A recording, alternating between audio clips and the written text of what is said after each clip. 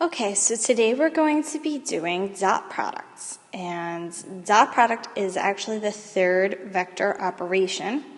Okay, before we did a vector addition, and we did a scalar multiplication with vectors. And if you remember when we did those, okay, the vector addition gave us another vector. When we did a scalar multiplication, it gave us another vector. Maybe it was 2 times as long, half as long, going in a different direction, but they gave us vectors. What's different about dot products is that it does not, let me circle the not, yield a vector. What it gives us is a scalar, it's a number. Okay, so how we do that, we have a little formula here. We take the horizontal components, we multiply them together, the vertical components, multiply them together, and just add them up. So we're going to take a look at 2 examples.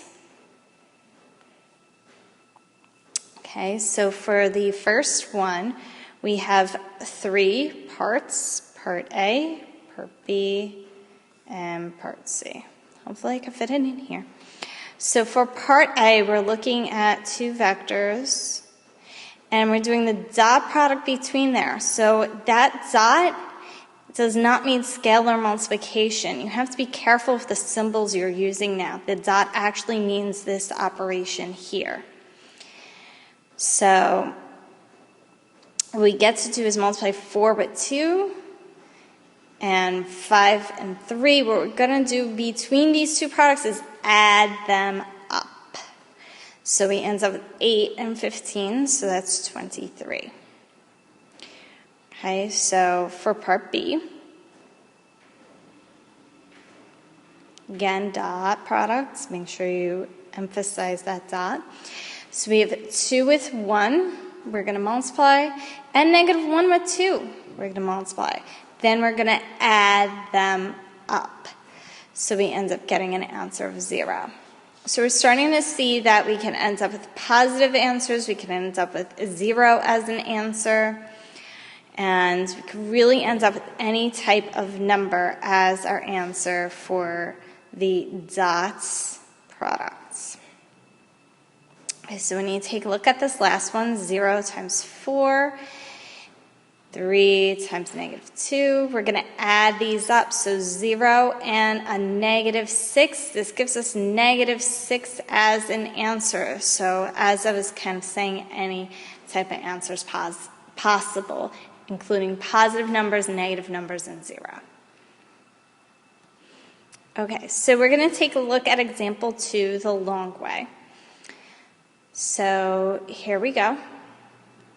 I'm going to leave out part of example 1 still here. Okay, I had to rewrite example 2 a little bit better. The dot product of vector u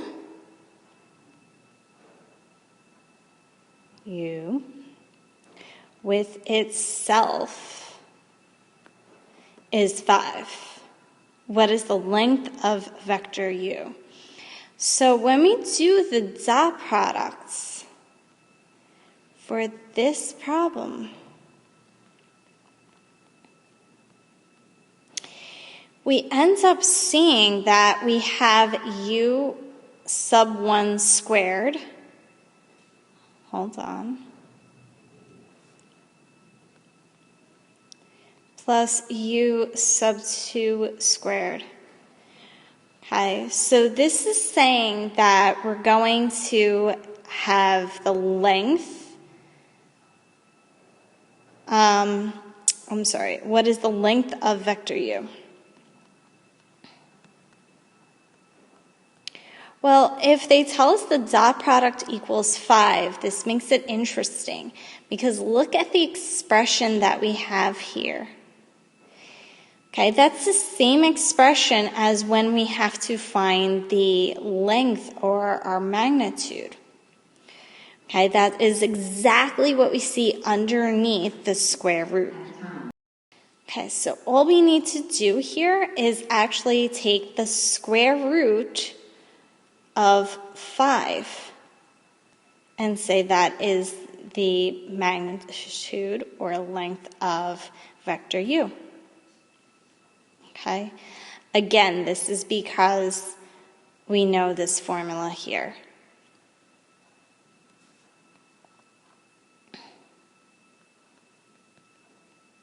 So we're just doing a substitution. And that's all. Ta-da!